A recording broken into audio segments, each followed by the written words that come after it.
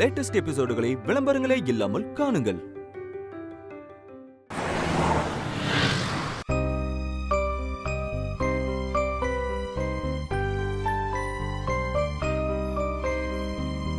தாத்தா, நான் உங்களுக்கு செல்லம் தானே?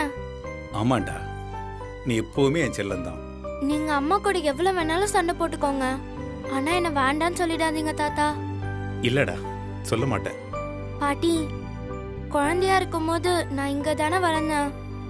நான் உங்களை தானே அம்மா அம்மான்னு கூப்பிடுவேன். நீங்க தான் நான் அம்மா இல்ல அம்மாமான்னு அடிக்கடி சொல்லுவீங்க. இப்ப பாருங்க, நீங்க என்ன பார்க்க வரவே இல்லை. மன்னிச்சுடுற தங்கம், எங்களோட தப்புதான். என்னை விட எங்க அம்மா மேல இருக்க கோவம் தான் உங்களுக்கு பெருசா போச்சா? இல்லடா,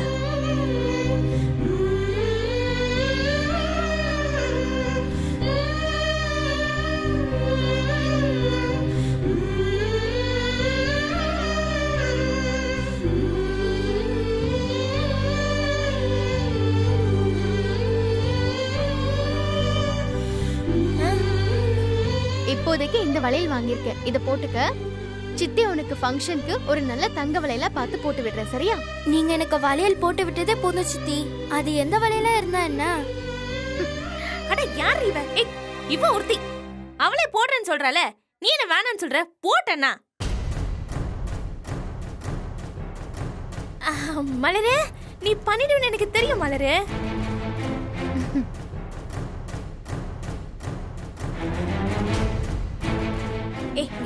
வா வா வா வா. ஏய், வீட்டுக்கே மூத்த தாய் மாமா, போய் முதல்ல ஆசீர்வாதம் வாங்கிக்க. போ போ. ஆசீர்வாதம் பண்ணுடா. அதெல்லாம் வேணாம், நல்லா இருக்கும், நல்லா இருக்கும், நல்லா இருக்கும். ஏங்க ஏதாவது கொடுங்க.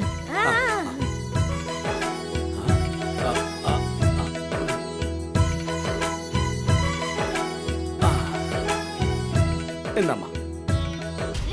கொண்டாத. என்னடா அது? 11 ரூபா தர. புடி. ஏய், என்ன விளையாடுறியா? அதான் ஏற்கனவே 5 பவுன் சங்கிலியை போடுன்னு கேட்டிருக்கல. அது விசேஷத்துக்கு சபையில தரத்துக்குடா. இப்ப தண்ணி ஊத்துனதுக்கு ஒரு மாமங்கார வேற 11 ரூபா கொடுத்தா நல்லவா இருக்கும். அது கௌரவமா சொல்லு. ஏய், இப்ப என்ன பண்ண சொல்ற? சும்மா ஒரு 2000 ரூபா குடுறா. 2000மா? 2000 ரூபாய் 2000 ரூபாய் 2000 தான். குடுடா. குடுடா. குடுங்க. குடு குடு. ஏய், இருடி. இவ வேற. பாக்காதீங்க, கொடுங்க. கொடுங்கடா. வாங்க வாங்க. கொடுங்க. இந்தாம்மா. தேங்க்ஸ் மாமா. இருக்கட்டும். வா வா. அடுத்து நம்ம ரவி மாமா இருக்காரு. டேய் வாடா இங்க. வாடா. வாங்க. ஒண்ணு நில்லுங்க ரெண்டு பேரும். போய் விடு போ. ஆசீர்வாதம் பண்ணுங்க மாமா. நல்லா இருமா. அப்பா பர்ஸ் எடுங்க. இந்தாம்மா.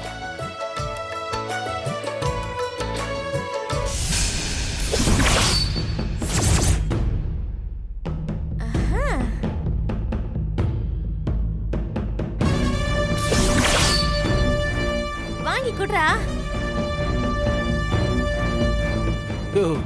மாப்பிள்ள என்னையா பாக்குற?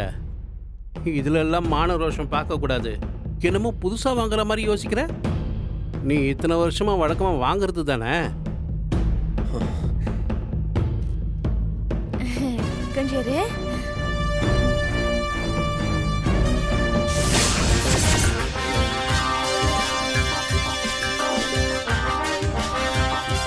இந்தா. தேங்க்ஸ் மாமா. இங்க பாரு தங்கம், மாமா கிட்ட இப்ப இவ்வளவுதான் இருக்கு. ஆனா உன் ஃபங்க்ஷன் அன்னைக்கு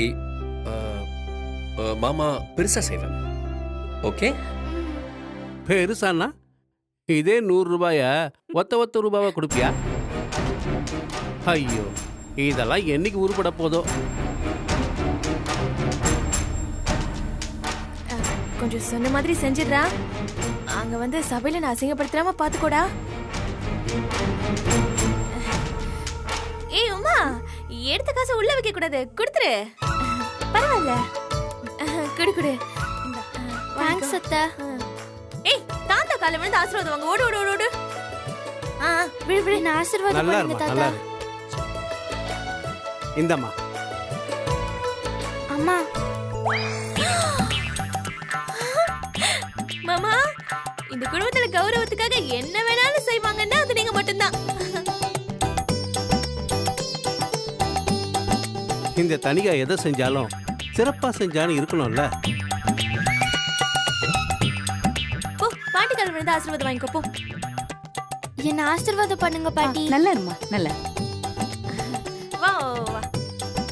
சரி வாங்க எல்லாரும் ஒரு போட்டோ எடுத்துக்கலாமா? இங்க பாரு, நீ போய் தாத்தா பாட்டி விட உட்காரு. வாமா. வா.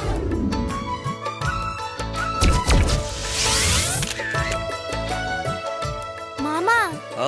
நானு பாட்டி தாத்தா தனியா இருக்க மாதிரி ஒரு போட்டோ எடுங்க.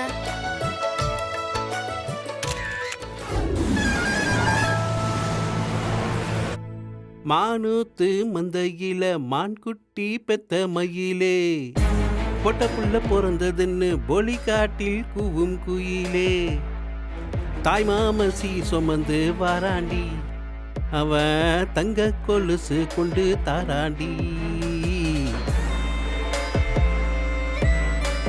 மாமா இப்ப எதுக்கு தேவையில்லாம சுரண்டி விட்டுட்டு இருக்கீங்க? நான் உங்களை சொல்லல மாப்பிள, நான் என்னோட மாப்பிளைய சொன்னேன். தாய் மாமன்னா அதுல நானும் தானே இருக்கேன். ஐயோ மாப்பிள, நீங்க ஏன் டென்ஷன் ஆகுறீங்க? நான் அவரை தானே சொன்னேன். பெரிய மாப்பிள, உங்க மேல எப்பவுமே எனக்கு பெரிய மதிப்பும் மரியாதையும் இருக்கு. இது எங்க குடும்ப விஷயம். இங்க பாருங்க மாமா, இப்படி பொதுவா தாய் மாமான்னு சொன்னா அதுல என்னையும் தானே சேருது. எது பேசுறதா இருந்தாலும் டைரக்டா உங்க மாப்பிள்ளை பத்தி பேச வேண்டியதானே? சொல்லிட்டீங்கல்ல, இப்ப பாடுறேன் பாருங்க. மானூத்து மந்தையில மாங்குட்டி பெத்த மயிலே, பொட்ட புள்ள பிறந்ததுன்னு பொலிகாட்டில் கூவும் குயிலே. அதான் பாடியாச்சுல்ல, மறுபடியும் எதுக்கு 1 மோர் போறீங்க? டைரக்டா கிண்டலுக்கே வாங்க. 10 பைசாக்கு பிரயோஜனம் இல்லாட்டியும் இந்த நக்களுக்கு ஒன்றும் குறைச்சல் இல்லையா அவனுக்கு? இப்ப என்னதான் பிரச்சனை உங்களுக்கு? அக்கா பொண்ணு பெரியவளாயிட்டா, தாய் மாமங்கிற முறையில ஏதாவது செய்யணும்ல. பெரியவளானது உங்க அக்கா பொண்ணா? என் அக்கா பொண்ணு தானே. என் அக்கா பொண்ணுக்கு என்ன பண்ணணும்னு எனக்கு தெரியும், நான் பாத்துக்கிறேன். இதோ பர்றா மாப்பிளைக்கு ரோஷத்தை. கையில ஒண்ணு இல்லனாலும் வார்த்தைக்கு வார்த்தை நீட்டி முழுக்கி பேசுறதுல மட்டும் ஒன்னும் குறைச்சல் இல்ல.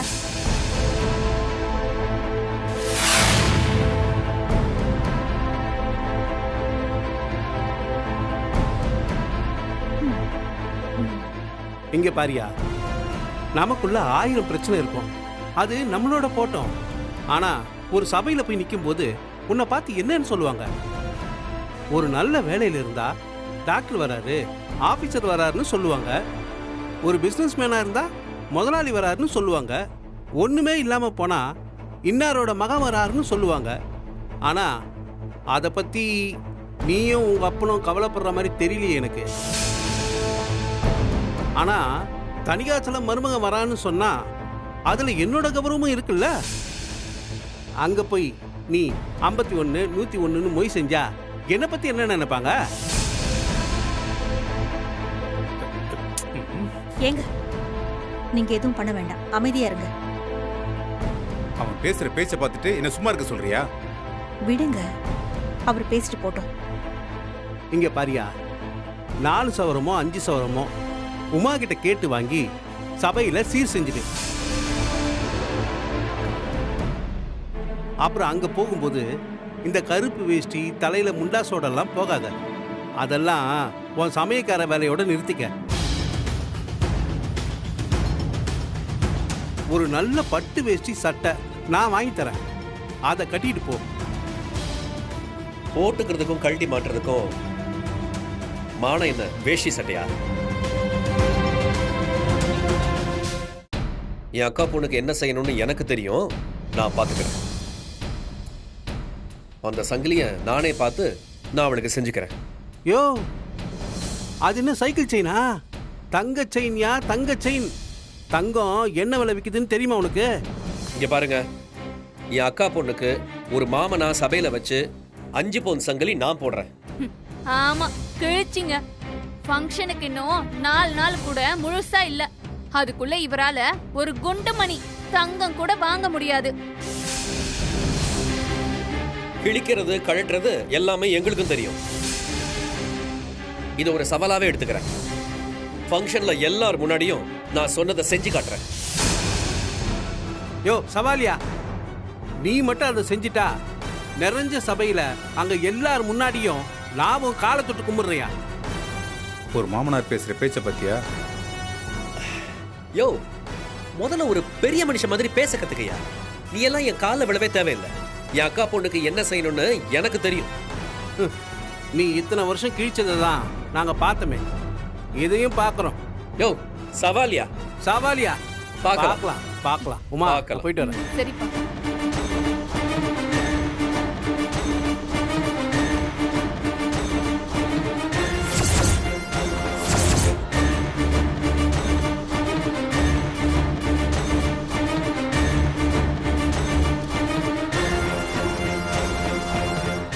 என்னங்க இது? பாப்போம்.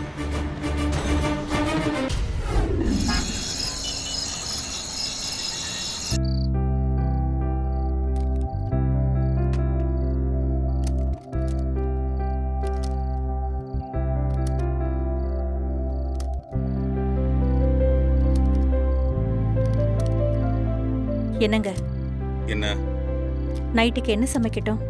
ஏதாவது பண்ணு சீதா. அம்மா, என்னடா?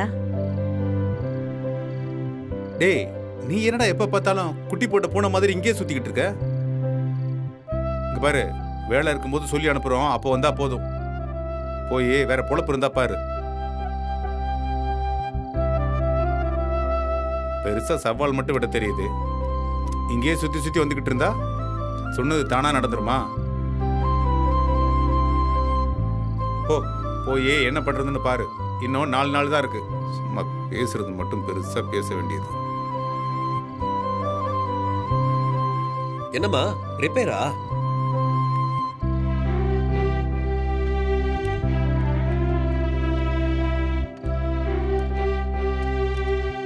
ஏண்டா, ரேவதி பொண்ணு ஃபங்க்ஷனுக்கு என்னடா பண்ண போற? இது வரைக்கும் யாருக்கும் எதுவும் பண்ணதில்லம்மா. இதையாவது தாய் மாமங்கிற முறையில அந்த பிள்ளைக்கு ஏதாவது செய்யணும்னு ஆசைப்படுறேம்மா. அதான் என்ன பண்றதுன்னு தெரியல. என்கிட்ட கொஞ்சம் பணம் இருக்கு, நான் வேணா தரட்டுமா? இல்லம்மா, பரவாயில்ல. இங்க பாரு, 5 சவரன்ல செயின் வாங்கி போடுறேன்னு சொல்லிட்டேன். ம், நானும் மத்தவங்கள மாதிரி உன்னை கிண்டலா சொல்றேன்னு நினைக்காதே. இந்த பணத்தை கடனை வாங்கிக்கோ. உன்னால எப்ப முடியுதோ அப்ப திருப்பி கொடுத்தா போதும். வேணாம்மா. ஏற்கனவே நான் உங்ககிட்ட நிறைய கடன் பட்டிருக்கேன். நான் அது உனக்கு கொடுக்கறது யாருக்கும் தெரிய வேண்டிய அவசியம் இல்லை. வேற யாருக்கும் தெரியலனாலும் என் மனசுக்கு தெரியும்லம்மா. 4 நாளைக்குள்ள அவ்வளோ பெரிய பணத்தை சம்பாதிக்கிறதுங்கிறது நடக்கிற காரியமா? அது எப்படி நடக்கும்னு எனக்கு சொல்ல தெரியலம்மா. ஆனா அதை நான் நிச்சயமா பண்ணுவேன்.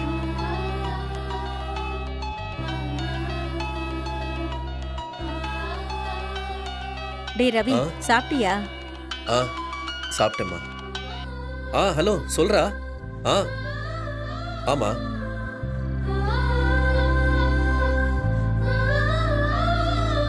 என்ன சொல்லிட்டு போறான் உன் புள்ள? அதான் உள்ள இருந்து எல்லாத்தையும் ஒட்டு கேட்டுக்கிட்டு இருந்தீங்கல்ல, நான் உதவி பண்றேன்னு சொன்னேன், வேண்டான்னு சொல்லிட்டு போயிட்டான். இப்படியே பண்ணிக்கிட்டு அவன் உருப்பிட்டுருவான். ஏன் சீதா, வாழ்க்கையில இப்பதான் சொந்த காலில் நிக்கணும்னு முடிவு பண்ணியிருக்கான். இந்த பாரு, தட்டி தடுமாறி அடிபட்டு மிதிப்பட்டு எந்திரிச்சு வரட்டும். அப்பதான் வாழ்க்கைன்னா என்னன்னு தெரியும். நீ கொஞ்ச நாளைக்கு அமைதியா இரு, எதுவும் கண்டுக்காத.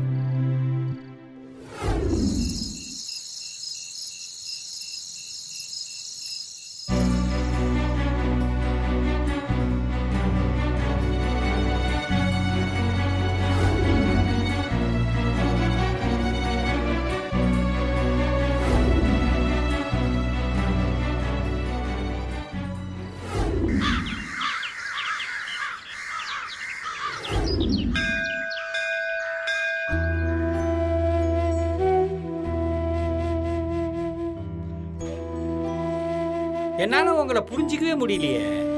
என்ன புரியல? ஒரு பக்கம் கோட்டை போடுற, சவால் விடுற, எல்லாரையும் அடிச்சு காலி பண்ற, இன்னொரு பக்கம் பேரனுக்கு ஒண்ணுன்னா தூக்கிட்டு ஓடுற, மகளுக்கு தீபாவளிக்கு காசு தர, காலேஜுக்கு ஃபீஸ் கட்டுற, இப்ப பேத்திக்கு சீர் செய்யணும்னு ஆர்டர் பிடிக்க வந்திருக்கிற. என்ன அர்த்தம் இதுக்கெல்லாம்? டேய் நீலா, நான் கண்ணாடி மாதிரி. நீ என்னை எப்படி பார்க்குறியோ அப்படித்தான் நான் தெரிவேன். ஒன்று தூக்கி எறியணும், இல்லைன்னா மன்னிச்சு ஏத்துக்கணும். இது ரெண்டும் இல்லாம நடுவுலயே நிக்கிறியே, அதுதான் மார்க் எனக்கு புரியல. செருப்பு கடிக்குதுன்னு நாம பதிலுக்கு செருப்பை கடிக்கிறோமா? என்ன மார்க்கு இப்படி எல்லாம் பேசுற? டேய், அவங்க திறந்தாழ்ந்து ஒரு விஷயத்த பண்றாங்கங்கிறதுக்காக நாமளும் பதிலுக்கு அதே மாதிரி செய்யக்கூடாதுல்ல? அப்ப மன்னிச்சு ஏத்துக்கோ. டேய், செருப்பை நாம திருப்பி கடிக்காம இருக்கலாமே ஒழிய அதுக்காக செருப்பு மேல பாசமா இருக்க முடியுமா? என்னென்னமோ பிலாசபி எல்லாம் பேசி குழப்புற. நீயும் உன் செருப்பும்.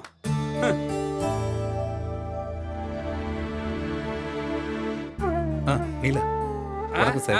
வணக்கம் வணக்கம் வணக்கம் சார். என்ன விஷயம் வந்தீங்க? அது ஒன்றும் இல்லை சார். நம்ம கோவிலுக்கு கும்பாபிஷேகம் வருது இல்ல? ஆமா, கும்பாபிஷேகம் வருது. இந்த கும்பாபிஷேக சமையல் கான்ட்ராக்டை எங்களுக்கு கொடுத்தீங்கன்னா. என்ன நினைச்சு பேசிட்டு இருக்கீங்க மார்க்கண்டியன்? நம்ம கோவில் கும்பாபிஷேகத்துக்கு 1000 கணக்கில் ஆளுங்க வருவாங்க. 2000 பேருக்கு சாப்பாடு ரெடி பண்ணணும். எப்படி இருந்தாலும் 4000 பேருக்கு பிரசாதம் ரெடி பண்ணணும். அதெல்லாம் பெரிய வேலை. நீங்க 2 பேர் மட்டும் எப்படி செய்வீங்க? சார், எங்களால அதை பண்ண முடியும் சார். கும்பாபிஷேகன்றது பெரிய வேலைன்னு சொல்றதை விட பெரிய பொறுப்புன்னு தான் சொல்லணும். கோவிலுக்கு சம்பந்தப்பட்ட விஷயத்துல ரிஸ்க் எடுக்க முடியாது. வேற ஏதாவது சின்ன தவறு நடந்தா கூட மக்கள் காலத்துக்கும் அதே தான் சொல்லி காட்டுவாங்க. சார், நீங்க எங்களை நம்பி இந்த வேலையை கொடுக்கலாம். இதுவரைக்கும் இல்லாத வகையில எந்த குறையும் இல்லாம திருப்தியா பண்ணி கொடுக்கிறோம். சார், நீங்க ரொம்பலாம் யோசிக்க வேண்டாம் சார். எங்களை நம்பி கொடுங்க. எங்களுக்கு மட்டும் இல்லை சார், உங்களுக்கும் நல்ல பேரை சம்பாதிச்சு கொடுக்க வேண்டியது எங்களோட பொறுப்பு. 2 நாள் டைம் கொடுங்க. மற்ற கமிட்டி மெம்பர்கிட்ட பேசிட்டு நான் உங்களுக்கு சொல்றேன். சார், ஆரம்பத்துல நாங்க 2 பேரும் வயசானவங்கன்னு யோசிச்சீங்க. ஆனா இப்போ எங்க பையனும் எங்க கூட தான் இருக்கான். இந்த வாட்டி எத்தனை ஆளுங்களை போடணுமோ அத்தனை பேரை போட்டு நல்லபடியா முடிச்சு கொடுக்குறோம். வாழ்க்கையில இனி என்ன பண்ண போறோன்னே தெரியாம இதே கோயில்ல வந்து நிற்கும் போது தான் இந்த கடவுள் எங்களுக்கு இந்த வழியை காட்டினாரு. இப்போவும் அவரே தான் எங்களை அடுத்த ஒரு நல்ல நிலைமைக்கு அழைச்சிட்டு போகணும்னு அவர் ஆசைப்படுறாரு. எப்படியாவது அதுக்கு நீங்க தான் சார் உதவி பண்ணணும். மார்க்கண்டேயன், உங்க பிரசாதத்தை பத்தி பேசாத ஆளே கிடையாது. எல்லாருமே ரொம்ப சிறப்பா தான் பேசிட்டு இருக்காங்க. நான் கமிட்டில ஒரு வார்த்தை பேசிட்டு உங்களுக்கு தர மாதிரி ஏற்பாடு பண்றேன். நீங்க கவலைப்படாம இருங்க. ரொம்ப நன்றி சார். நன்றி நன்றிங்க நன்றி. ஆண்டவா. சீதா,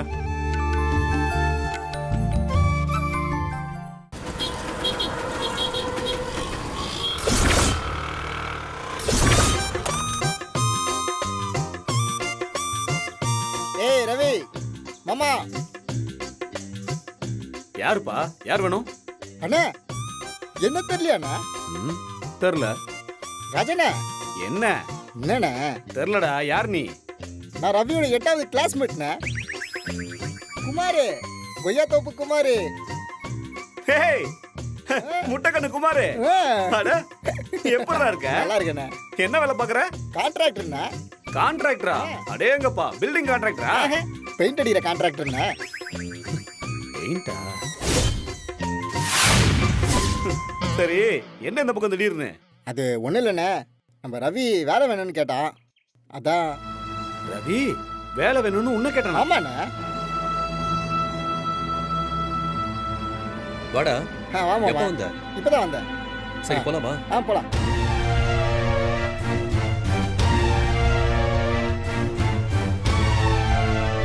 ரவி, என்னடா இவன்? நீ ஏதோ வேலை வேணும்னு கேட்டான்றான். ஆமாண்ண, பெயிண்டிங் வேலை. என்னடா இதெல்லாம்? ஏதோ அவங்களோட போன சமையல் வேலை செஞ்சேன்னா இப்ப என்னமோ பெயிண்டிங் வேலை போறேன்ற? இருக்கிறவனுக்கு ஒரு வேலை, இல்லாதவனுக்கு பல வேலை. ஏதாவது ஒரு வேலை செஞ்சாகணும்ல. ஆமாமா, சூப்பர் மார்க்கெட்ல கல்லால உட்கார்ந்து காசை வாங்கி போடுறதை விட இது ரொம்ப பெரிய கௌரவமான வேலை பாருங்க. என்ன ரவி, உன் பொண்டாடி இப்படி கலாயுது? வீட்டில் இருந்தால் பிரச்சனையாப்பா? அதெல்லாம் ஒன்றும் இல்லை. ஹலோ, அதோ வரண்ணே.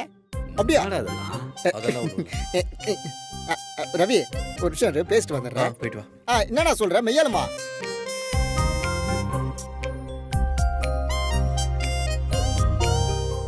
அப்பா, அப்பா வாங்கப்பா. என்னம்மா, வீட்டில் ஏதாவது ஒயிட் வாஷ் பண்ண போறீங்களா? அது வேற ஒண்ணும் இல்லப்பா, நேத்து வரைக்கும் சமையல்காரனா இருந்த உங்க மாப்பிள்ளைக்கு இன்னில இருந்து பெயிண்டரா ப்ரமோஷன் கிடைச்சிருக்குப்பா. நல்ல விஷயம் தானே. அடிக்கிட்டோம். ஏதோ 4 வீட்டுக்கு வெள்ளை அடிச்சு 4 காசு சம்பாதிச்சா சரிதான். மாப்பிள்ள, கையில தூக்கிக்கிட்டு பெயிண்ட் அடிக்கும் போது பார்த்து ஜாகிரதையா அடியா, மல்லாக்க கவுந்து தொலைச்சிடாத. ஏற்கனவே ஒரு மஞ்ச கைத்துல கவுந்துட்டேன் மாமா.